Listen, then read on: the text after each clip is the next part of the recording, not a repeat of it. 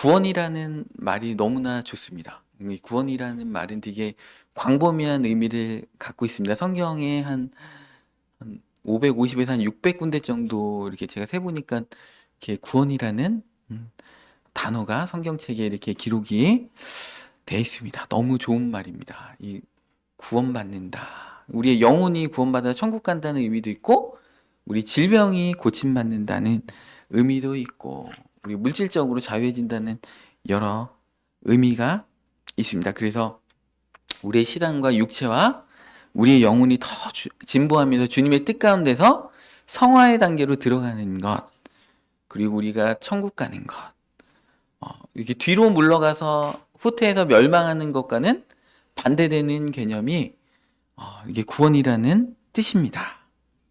우리 누가복음 1장 71절 말씀에 보면, 우리 원수의 손에서 우리를 미워하시는 자의 모든 손에서 구원하시는 일이라. 그러니까 원수에게서, 우리를 미워하는 자에게서 하나님께서 우리를 지켜주시는 것도 구원이라고 말씀하고 계시고요. 야고보서 5장 15절에는 믿음의 기도는 병든 자를 구원하리니 주께서 그를 일으키시리라. 혹시 죄를 범하였을지라도 사하심을 받으리라. 그러니까 병에서 치료받는 것도 구원이고, 또 어떤 자범죄 가운데 빠져나오지 못했는데 중보기도를 통하여서 죄사함을 받게 되는 것도 구원이라고 합니다. 그러니까 이 구원이라는 말이 너무나 중요하죠. 그래서 우리가 어려움 가운데 또 질병 가운데 있을 때 주님 우리를 구원하여 주옵소서, 이렇게 하나님 앞에 간구하고 아랜다는 것이 너무나 감사한 것 같습니다. 또 귀신에게 들렸다가 귀신이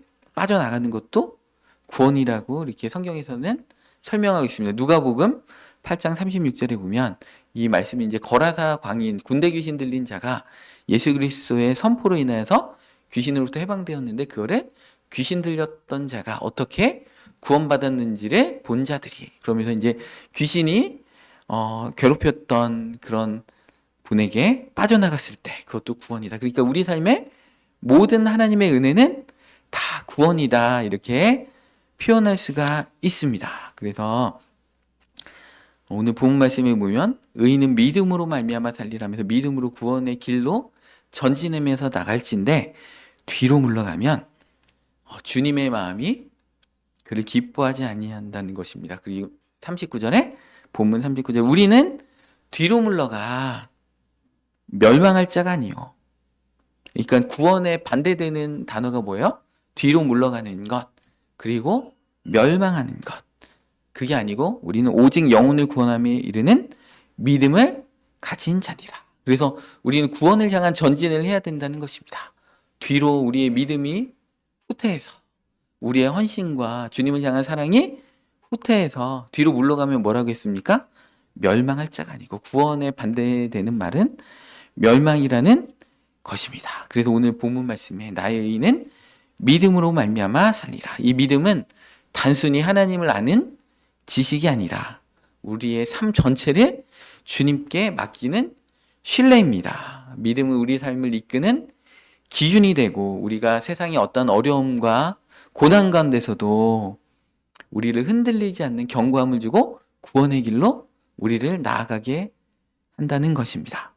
믿음은 단순히 순간적인 결단이 아니고 지속적으로 하나님과 동행하는 삶입니다. 우리가 믿음을 붙들고 그래서 살아야 됩니다. 그래서 이 믿음은 사실은 천지창조를 그냥 지적으로 동의하고 예수 그리스도의 십자가의 대속을 그냥 지적으로 동의한다고 해서 그 믿음이 아닌 것 같아요. 제가 목회 현장에서 다양한 분들을 겪고 또 다양한 목사님들과 교회 소식을 들으면서 저분이 입으로는 예수 그리스도를 주님으로 고백하지만 그 삶은 진정한 구원의 삶이 아니구나, 그런 것들을 많이 느꼈습니다. 예수 그리스도를 주님으로 고백하면서 몸이 아프시다고 또 구타러 가신 분도 봤고요. 정말 막 방언도 하시는데 구타러 가시는 거예요. 제가 깜짝 놀랐습니다. 그래서 믿음이라는 것은 순간적인 지적 동의가 아니라 정말 지속적으로 삶 전체를 하나님 앞에 맡기면서 구원의 여정으로 하나님 앞에 날마다 나아가는 것이, 그게 믿음이고 구원이구나, 그런 것들을 점점 깨닫게 됩니다. 오늘 본문 말씀은 뒤로 물러가면 내 마음이 그를 기뻐하지 아니하라고 경고합니다. 뒤로 물러난다는 것은 하나님을 향한 신뢰와 믿음을 이렇게 버려버리고 세상의 가치와 유혹으로 돌아가는 것입니다. 그것은 우리의 믿음을 파괴할 뿐만이 아니라 결국에는 우리의 영혼의 멸망까지도 이렇게 가져오게 됩니다. 구약의 이스라엘 백성들이 우리에게 이러한 예를 보여줍니다. 그들은 홍해를 건넌 후에도 하나님을 온전히 신뢰하지 못하고 이집트에 종살이했던 삶을 불화하면서 그리하면서 무슨 일만 있으며 원망하고 불평했다는 것입니다. 이들이 뒤로 물러간 모습은 우리에게 큰 교훈을 줍니다. 하나님께서 행하신 은혜를 우리가 잊어버릴 때 우리는 쉽게 뒤로 물러가게 되고 구원의 반대길로 가게 된다는 것입니다. 이스라엘 백성들이 광야에서 그런 일들이 갈 때 우리는 이스라엘 백성들 보면 참 미련하다. 그죠? 그리고 사사기에 보면 우상 숭배하고 하나님 사사를 통해서 또 구원해 주시면 다시 또 우상 숭배하고 미련하다. 그들의 삶이 결코 녹록지 않았다는 것입니다. 여러분들 우리보다 훌륭하신 분들이에요. 그 어려운 광야 가운데 그 물도 없고 그 척박한 가운데 정말 구름 기둥과 불 기둥을 바라보고 주님 앞에 나아갔던 자들입니다, 여러분들. 그런 우리가 막 삼손 하면 되게 미련하다. 막 드릴라한테 속아가지고 막 저렇게 그러느냐 그런 자라고 하지만 삼손은 태어날 때부터 뱃속에 있을 때부터 하나님 앞에 택하심을 받고 일평생을 나신으로서 주님 앞에 헌신된 자입니다. 그래서 평생 말년에는 그렇지 않았지만 포도에서 난 열매조차도 먹지 않고 거룩하게 시체도 만들지 않고 평생을 하나님 앞에 헌신되고 바쳐진 자입니다. 주의 종입니다. 그런 자들도 정말 이 유혹 가운데 넘어졌다는 것을 우리는 성경을 통해서 이렇게 볼 수가 있습니다. 유다서 1장 3절 말씀에도 보면 사랑하는 자들아 우리가 일반으로 받은 구원에 관하여 우리가 예수 그리스도를 믿음으로 우리가 일반적으로 다 구원을 받았다는 것입니다. 근데 그거에 대해서 이 유다가 이게 성도님들에게 편지하려는 생각이 간절하던 차에 이렇게 강조하고 있습니다. 성도에게 단번해 주신 믿음의 도를 위하여 힘써 싸우라. 는 그런 권면을 할 필요성을 강하게 갖고 계시다는 것입니다. 5절에 보니까 왜 이렇게 단번해 주신 믿음의 도를 일반으로 얻은 그 믿음의 도를 위하여 힘써 싸우라고 내가 권면할 필요성을 가졌다. 이렇게 유다가 말씀하고 계시냐면 이렇게 얘기합니다. 본래 모든 사실을 너희가 알고 있지만 내가 너희로 다시 생각나게 하고자 하노라. 주께서 백성을 애굽에서 구원하여 내시고 후에 믿지 아니하는 자들을 멸하셨으며 그 구원받은 자들 가운데 믿음에서 이탈하는 자들을 멸하셨다라는 것입니다. 이스라엘 백성들이 구원을 받았다는 것입니다. 홍해를 건넜다는 것은 뭐예요? 고린도전서 10장 1절부터 보면 이 홍해를 건넜다는 것은 믿음으로 세례를 받고 구원받은 것이다. 이렇게 얘기하고 계십니다. 그래서 여러분들 구약 성경을 잘 읽으셔야 돼요. 신약에 있는 것들을 비유로 기록되어 있어서 신약의 성경에서 풍성하게 해주는 것이 구약 성경입니다. 바울이 그렇게 얘기했잖아요. 사라와 그죠? 그 하갈을 볼 때 뭐라고요? 바울이 이 하갈은 율법이고 사라는 복음이다 이렇게 얘기하고 있잖아요. 그러니까 구약의 일곱절기라든지 성막의 각종 그런 것들은 우리의 구원을 설명해주는 지혜를 주는 정말 유익한 것입니다. 그래서 이 신약 성경에도 구약을 이렇게 비유로서 이렇게 풀면서 설명하는 성경 구절이 엄청 많이 나옵니다. 그래서 이렇게 나오죠. 이게 홍해를 건넜던 것은 세례를 받고 구원받은 것이다. 그래서 1절에 형제들아 나는 너희가 알지 못하기를 원하지 아니하노니 하면서 구약을 잘 읽어봐라. 그러면서 구원에 대해서 지켜라. 이렇게 말씀하고 계십니다. 우리 조상들이 다 구름 아래 있게 구름 기둥의 인도함을 받았죠. 그다음에 바다 가운데를 지나며 홍해를 지났습니다. 2절에 모세에게 속하여 다 구름과 바다에서 세례를 받고 이들은 다 세례받아서 구원받은 자들입니다. 3절에 다 같은 신령한 음식을 먹으며 그죠? 하늘에서 내린 만나를 먹었죠. 4절에 신령한 음료를 마셨으니 다 같이 그죠? 이는 그들을 따르는 신령한 반석으로부터 마셨음에 그 반석은 곧 그리스도시라. 그러니까 예수 그리스도를 통해서 주시는 그 믿음의 반석도 가졌고 예수 그리스도를 통해서 주시는 생명수도 먹었다는 거예요. 구원받은 자들인데 어떻게 됩니까? 5절에 그러나 그들의 다수를 하나님이 기뻐하지 아니하셨으므로 그들이 광야에서 멸망을 받았느니라. 믿음을 끝까지 지키지 않고 뒤로 물러가서 멸망을 받았다는 것입니다. 영원한 불못으로 들어간다는 얘기는 아닙니다. 예수 그리스도를 믿으면 우리는 예수님과 하나가 되기 때문에 우리는 구원받습니다.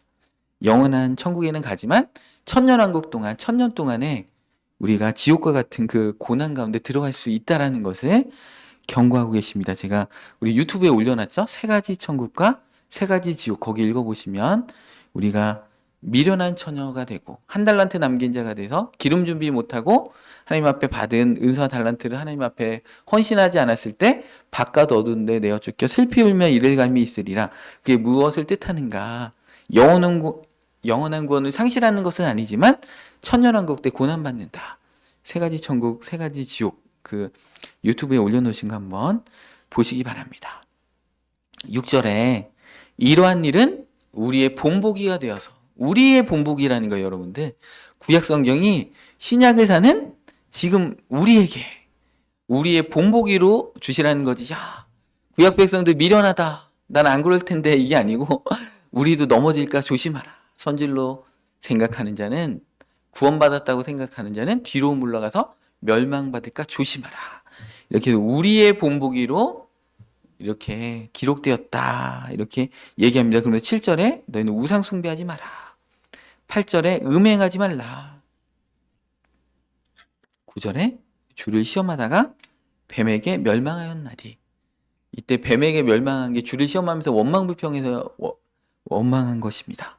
이때가 언제냐면 광야 40년 광야 생활 말미에 이제 이스라엘 백성들이 드디어 이제 광야 생활을 마무리하면서 에돔을 지나서 이제 요단강 그 밑으로 이제 동쪽으로 해서 에돔을 지나서 이제 왕의 길이라고 있습니다. 그 에돔, 모압 이쪽에는 왕의 길이 있습니다. 그래서 이제 그쪽으로 가면 너무나 편안한 길인데 오늘날의 국도처럼 막 반듯하고 편안한 길인데 에돔 왕이 허락하지 않습니다. 그래서 왕의 길로 가지 않고 하나님께서 모세에게 그 에돔 땅은 에돔 족속에 주신 땅이니까 너희가 한 발자국도 점령하지 말라. 거기서 우물물을 마실지라도 다 돈 주고 사 먹어라 이렇게 말씀하고 계십니다. 왜냐하면 이스라엘 백성보다 에돔 족속이 먼저 그 땅에 거인 족속을 물리치고 하나님의 명령대로 그 땅을 정복한 땅입니다. 그렇기 때문에 너희는 그 땅 백성들의 해를 끼치지 않고 그래가지고 이스라엘 백성들이 왕의 길로 가지 않고 에돔 왕이 허락지 아니므로 산으로 간 거예요. 근데 제가 그 이스라엘 성지순례 가가지고 그 왕의 길 옆에 있는 산을 봤는데 산이 그 경사가 45도입니다. 45도와 같은 데를 막 몇십 킬로 막 100킬로 이상을 걸어가는데 그 마차를 몰고 막 간다고 생각해 봐요.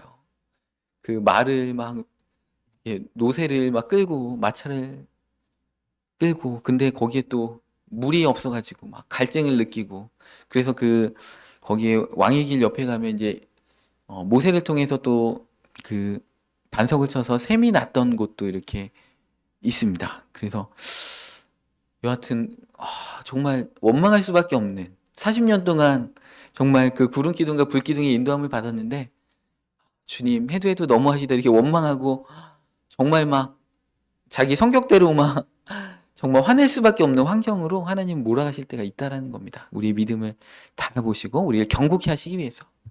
그때 대다수의 백성들이 막 주님을 원망하고 불평해가지고 뱀이 나와가지고 불뱀이 나와서 그들이 독 가운데 많이 죽게 됐잖아요. 그런 환경 가운데 우리의 삶도 마찬가지죠, 여러분들. 우리의 삶에 정말 인생의 위기를 만나면 어떻게 됩니까? 믿음은 온데간데 없고 내가 주님을 위해서 이렇게 했는데 내 삶이 이게 뭐야? 그러면서 주님을 향한 원망을 하게 되면 어떻게 됩니까? 뱀에게 멸망한다. 이 일들이 우리의 본보기로 우리로 하여금 이렇게 경계하기 위해서 우리에게 보게 하기 위해서 기록된 것이다는 것입니다. 그래서 우리는 어떤 순간 가운데도 믿음을 견고하게 붙잡고 나아가야 된다는 것입니다. 11절 말씀에 보니까 그들에게 일어난 이런 일은 본보기가 되고 또한 말세를 만난 우리를 깨우치기 위하여 기록되었느니라. 우리를 깨우치기 위해서 기록된 성경 말씀이라는 것입니다. 그러면서 12절에 그런즉 선줄로 생각하는 자는 넘어질까 조심하라. 내가 구원받았다. 이렇게 생각하는 자는 뒤로 물러가서 멸망할까 조심하라. 이렇게 말씀하고 계십니다. 빌립보서 2장 12절 말씀에도 그러므로 나의 사랑하는 자들아 너희가 나 있을 때뿐 아니라 더욱 지금 나 없을 때에도 항상 복종하여 두렵고 떨림으로 너희 구원을 이루라. 나의 구원은 완성됐어 이렇게 생각하지 말고 구원의 단계를 우리는 더욱더 깊이 있게 들어가서 항상 복종하여 우리의 몸을 복종시켜야 되는 거죠. 막 하고 싶은 대로 하는 게 아니고 우리의 몸을 주님의 교회로 향하게 하고 그죠? 두렵고 떨림으로 그죠? 너희 구원을 이루라. 두렵고 떨리는 일들이 있다는 것입니다. 주님을 경외하면서 그죠? 방종하면서 내가 하는 대로 내 원대로 하는 게 아니고 두렵고 떨림으로 주님의 뜻을 분별하면서 구원의 단계로 전진하여 나아가라는 것입니다. 그래서 바울도 다른 성경에 보면 내 몸을 쳐 복종케 하다 나는 날마다 죽노라. 여러분들 바울도 날마다 죽는다는데 여러분들 그렇게 큰 사도 바울이 나는 날마다 죽노라. 예수 그리스도께서도 뭐라고 했어요? 너희가 자기를 부인하고 날마다 제 십자가를 지고 나를 좇으라. 예수님도 날마다 너를 죽이고 자기를 부인하고 날마다 제 십자가를 지고 나를 좇으라. 예수님 또 뭐라고 하셨어요? 너희가 그죠? 어린아이와 같지 아니하면 결단코 천국에 들어갈 수 없느니라. 우리의 마음이 어린아이와 같이 정말 주님을 끝까지 붙드는 그 겸손한 자세로 나아가야 된다는 것입니다. 그래서 바울도 왜 날마다 죽는다고 했어요? 내가 그 고린도전서 9장 27절 말씀 보겠습니다. 내가 내 몸을 쳐 복종하게 함은 내가 남에게 전파한 후에 자신이 도리어 버림을 당할까 두려움이로다. 사역의 현장 가운데 주님을 끝까지 붙들지 않고 자기 힘을 의지 않고 교만하고 사역의 열매를 바라보면서 그렇게 할 때 바울도 주님 앞에 버림당할까 두렵다. 그래서 우리는 PPT에 띄우진 않지만 우리 너무나 잘 아는 말씀이기 때문에 PPT는 안 띄웠습니다. 로마서 12장 2절에 보면 너희는 이 세대를 본받지 말고 오직 마음을 새롭게 함으로 변화를 받아 하나님의 선하시고 기뻐하시고 온전한 뜻인 무엇인지 분별하도록 하라. 그러면서 우리의 마음을 날마다 새롭게 하라는 것입니다. 그래서 이 구원을 이루어 가라는 것은 단순히 한 번의 순간적인 그런 사건이 아니고 지속적인 과정이라는 것입니다. 그래서 우리는 이미 예수 그리스도를 통해서 구원을 받았지만 동시에 날마다 구원의 삶을 이루어 가야 되는 것입니다. 운동선수들도 올림픽에 그 금메달을 이루기 위해서 체중 관리하고 막 체력 관리하면서 하루에도 막 몇 시간씩 일하면서 그 썩어질 면류관을 얻기 위해서 하는데 바울은 뭐라고 했어요? 너희는 썩지 아니할 면류관을 얻기 위해서 그죠? 영혼의 훈련을 더 경건의 훈련은 범사에 유익하다는 거죠. 육체의 연단은 잠깐의 유익이 있으나 그죠? 경건의 훈련은 이생과 내세에 그죠? 그 복이 된다. 은혜가 된다. 이렇게 말씀하고 계십니다. 그래서 마태복음 7장 19절 말씀에도 아름다운 열매를 맺지 아니하는 나무마다 찍혀불에 던져지느니라. 이러므로 그들의 열매로 그들을 알리라. 우리의 삶에 그 여러 성령님의 열매를 맺고 또 삶의 사역의 열매들을 이렇게 맺는 단계로 나아간다는 것입니다. 21절에 보니까 나더러 주여 주여 하는 자마다 다 천국에 들어갈 것이 아니오 다만 하늘에 계신 내 아버지의 뜻대로 행하는 자라야 들어가리라. 그죠? 지적으로 주님이라고 인정하는 단계가 아니고 정말 하나님의 말씀대로 살아가는 자들이 진정으로 예수 그리스도를 믿는 자라는 것입니다. 22절에 그날에 많은 사람이 나더러 이르되 주여 이들도 주님을 믿었던 자들입니다. 어디까지 믿었는지 모르겠지만, 그죠? 그냥 이성적으로, 그냥 지식적으로 믿었는지, 진정으로 믿었는지 모르겠지만, 예수님을 주님으로 고백하고 기도했던 자들입니다. 그들이 그 마지막 때, 예수님의 심판대 앞에 섰을 때 그들이 주여 주여 우리가 주의 이름으로 선지자 노릇하며, 막 예언의 은사도 있어서 막 미래를 막 쪽집게 같이 맞추면서 주의 이름으로 귀신도 쫓아내고 주의 이름으로 많은 권능을 행하지 않았는데, 이 권능은요, 여러분들, 와, 은사 가운데 그 고린도전서에 나오는 8가지 은사 가운데 능력 행함의 은사예요. 이게 귀신을 쫓아내고 막 병을 치료하는 놀라운 은사입니다. 이런 은사를 행한 자도 주님 하면서 이렇게 외쳤더니 예수 그리스도께서 뭐라고요? 23절에 그때 내가 그들에게 밝히 말하되 내가 너희를 도무지 알지 못하니 불법을 행하는 자들아 내게서 떠나가라. 그러니까 이제 영원한 구원이 상실되는 게 아니고 천년왕국 때 주님께 미련한 처녀와 한 달란트 남긴 자처럼 이렇게 외면받는다는 것입니다. 그러니까 이들은 성령님의 역사 가운데 은사를 부어주시고 능력을 행하는 그런 은사들은 나타났어요. 근데 거기에 머물렀다는 것입니다. 성령님의 더 보다 중요한 은사가 제가 지난주 설교에 뭐라고 했어요? 보혜사 성령님을 통해서 우리를 진리 가운데 인도하시고 주님을 닮아가게 하고 주님의 뜻 가운데 살게 하는 그 보혜사 성령님의 역사가 훨씬 더 중요하다. 그래서 엘리야도 하늘에서 불을 내리고 막 그랬는데, 기죠. 낙심해서 하나님의 산 호렙산에 갔을 때 하나님께서 불 가운데도 계시지 않고 바람 가운데도 계시지 않고 지진 가운데도 계시지 않는데 세미한 음성 가운데 하나님께서 계셨다. 하나님의 임재를 느꼈다는 것입니다. 그래서 진정한 하나님의 뜻은 어디 있냐? 보혜사 성령님을 통해서 우리가 말씀 가운데 살아가는 것이다. 제가 지난주 설교에 강조했잖아요.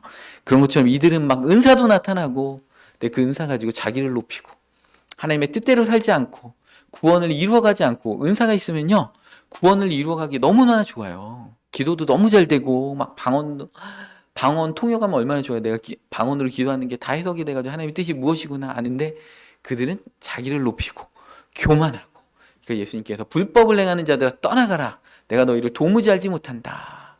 이렇게 말씀하고 계십니다. 그러니까 우리에게 주셨던 축복이, 은사가 구원을 이뤄가는 거에 방해가 되면 안 됩니다. 여러분들 교만해가지고 하나님 교만한 자를 대적하시고 겸손한 자에게 은혜를 주신다고 했는데, 우리가 가진 그 사역의 성공이, 그죠? 외모가 잘생기고 얼마나 교만합니까, 여러분들? 그죠? 얼굴값 한다고 하잖아요. 근데 잘생기지 않은 사람은 얼마나 성격도 좋고 그런 막 서글서글하고 그런지 모릅니다. 우리에게 있는 것들, 그 얼굴 잘생겼으면 어떻게 됩니까? 그 얼굴을 가지고 전도해야 되겠죠. 그럼 막 잘생긴 사람이 전도지 돌리면 그 앞에서 막 던지지 않을 거 아니에요. 막 그 잘생긴 사람이 왠지 막 딱 보면 막, 아, 이분은 진짜 딱 아우라가 있고, 그죠?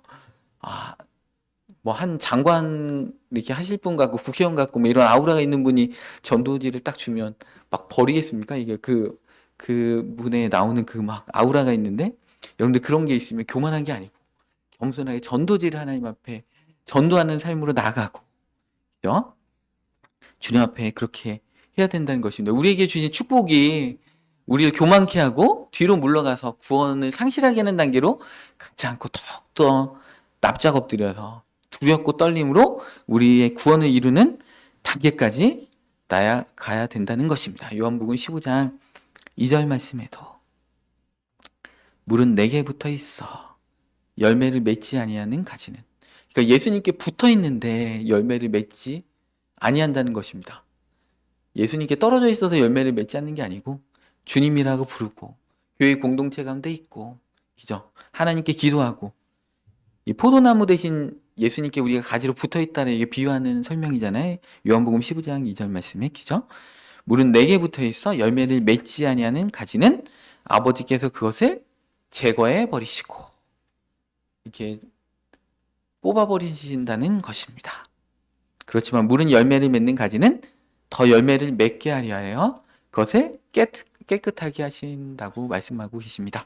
하나님이 주신 어떤 직분과 자원은 한정되어 있는데 열매 맺지 않는 그 가지에게 하나님의 물질과 하나님의 축복이 가도 아무런 열매를 맺지 않기 때문에 하나님은 더 이상 그 축복과 은사와 사명을 걷어가시고 더 열매 맺는 그 가지에게 더 깨끗하게 하시는 하나님의 관심과 은사와 축복을, 은혜를 부어주신다는 것입니다. 그러니까 우리는 우리 삶에 날마다 열매 맺는 자가 돼야 된다는 것입니다. 그래서 결국에는 나중에는 완전히 뽑히면 어떻게 됩니까? 6절에 사람이 내 안에 거하지 아니하면 가지처럼 밖에 버려져 마르나니 사람이 그것을 모아다가 불에 던져 사르느니라. 우리는 얼마나 자주 우리의 영적 상태를 점검하고 계십니까? 하나님 앞에서 거룩한 마음의 상태를 유지하고 계십니까? 우리의 신앙생활은 경주와 마라톤과 같습니다. 그래서 자기 절제하고 겸손하게 주님 앞에 구원을 이루기 위해서 날마다 두렵고 떨림으로 우리의 구원을 이루어 가야 된다는 것입니다. 끝까지 믿음을 지키고 우리가 하나님 앞에 보좌 앞에 설 때까지 끝까지 믿음을 지켜서 하나님의 사명을 잘 감당하셔서 생명의 면류관, 의의 면류관, 그죠? 축복의 면류관, 하나님 앞에 영광스러운 정말 면류관을 다 소유하시는 구원의 완성, 구원의 똑같은 구원이라도 더 성숙하고 정말 영광된 구원의 단계로 우리가 부활할 때 뭐라고 돼 있어요? 고린도서에 이렇게 나오잖아요. 부활장에 보면, 그죠? 해의 영광이 다르고 달의 영광이 다르고 별과 별의 영광이 다르고, 그죠? 우리가 썩을 것으로 심는데 영광스러운 것으로 거둔다. 이 영광스러운 부활에 들어가시는 우리 말씀과 삶의 교회 성도님들 되시길 이 시간 축복합니다. 하나님 아버지, 그렇습니다. 우리는 뒤로 물러가 멸망에 빠질 자가 아니고 오직 영혼의 구원을 이루는 그 믿음 가운데 사는 자라고 오늘 본문 말씀 가운데 말씀하여 주셨사오니 하나님 아버지, 날마다 우리가 두렵고 떨림으로 우리 구원을 이루어가는 자들 되길 원합니다. 우리의 구원을 방해하는 교만이 있습니까? 자기 사랑이 있고 하나님 탐욕이 있습니까? 우리 삶을 아버지 얽매이기 쉬운 죄로 묶어가는 우리의 쓴뿌리들을 이 시간에 하나님 성령님께서 불태워 주셔서 우리의 마음 가운데 회개의 영을 부어주심으로 우리가 날마다 구원의 단계로 전진하여 나아가는 모든 성도님들의 삶이 되어질 수 있도록 이 시간에 축복하여 주시옵소서. 우리의 죄악을 사하여 주시옵소서. 이 시간 하나님 앞에 정성스럽게 우리의 값진 예물을 하나님 앞에 드립니다. 이 헌금을 아버지 기쁘게 연락하여 주시며 이 헌금이 닿는 곳마다 하나님 나라가 힘있게 확장되어지고 우리 교회 사역들이 정말 잘 진행되어질 수 있도록 값지게 사용될 수 있도록 역사하여 주시옵소서. 하나님 아버지, 우리 삶 가운데 다양한 기도 제목들이 있고 삶의 문제들이 있습니다. 그 문제 가운데 하나님 구원하여 주시옵소서. 하나님 아버지, 누구든지 주의 이름을 부르는 자는 구원을 얻으리라 약속해 주셨사오니 우리가 진심으로 주님을 아버지 인정하면서 하나님께 나아갈 때 구원을 사모하며 간구할 때 하나님 아버지, 우리 삶에 구원하여 주시옵소서. 우리 영혼을 구원하여 주시옵소서. 우리 육체를 구원하여 주시고 우리 자녀들을 구원하여 주시고 우리의 가정의 복음화를 이루어 주시옵소서. 감사를 드리며 귀하신 예수 그리스도의 이름으로 기도 올려옵나이다. 아멘. 이제는 우리 주 예수 그리스도의 은혜와 전능하신 아버지 하나님의 사랑하심과 성령님의 감화감동 충만케 하심이 이 시간 예배드리는 성도님들의 삶과 가정과 계획들 가운데 그 공간과 영역들 가운데 이제부터 영원토록 함께 하시기를 간절히 축원하옵나이다. 아멘.